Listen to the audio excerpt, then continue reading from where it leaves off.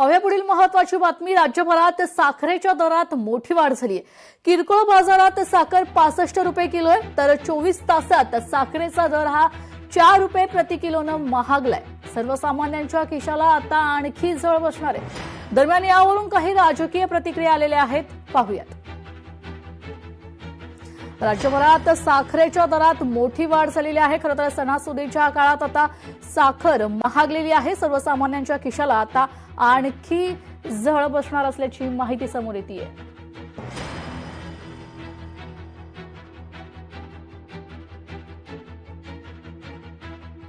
अचानक साखरेच्या दरानं जी काही उसळी घेतलेली आहे ती कुठेतरी संशयास्पद आहे।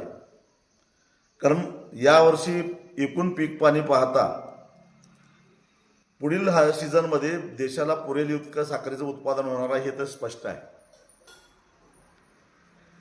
सरकारने कितीही प्रयत्न केला, आयात करण्याचा निर्णय घेतला तरी सुद्धा ऑक्टोबरच्या आत साखर काही बाहेरच्या देशातून येऊ शकत नाही।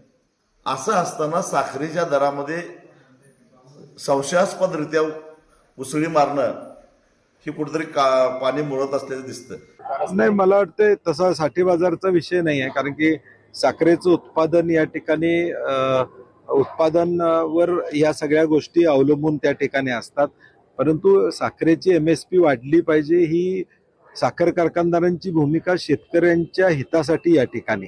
आणि मला वाटतं केंद्र शासनानं मध्ये निर्णय घेतो म्हणून 15 दिवसात निर्णय घेतो म्हणून सांगितलं होतं, ते काय घेतलेला दिसत या ठिकाणी नाही आहे आणि म्हणून त्याचा परिणाम आता बाजारामध्ये दिसतोय। या अमेरिका आणि इराणच्या युद्धामुळे त्यांनी पूर्ण इथेनॉल करण्याचा निर्णय घेतला आणि जगाला जास्तीत जास्त साखरेचा पुरवठा हा तिथून होत होता।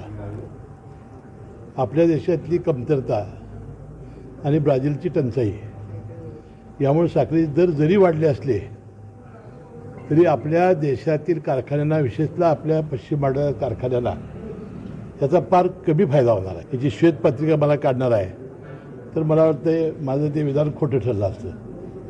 परंतु आमच्या दुर्दैवानं आपल्याकडे साखर कमी राहिली आणि फार कमी फायदा या साखरेच्या दराचा आम्हाला होईल।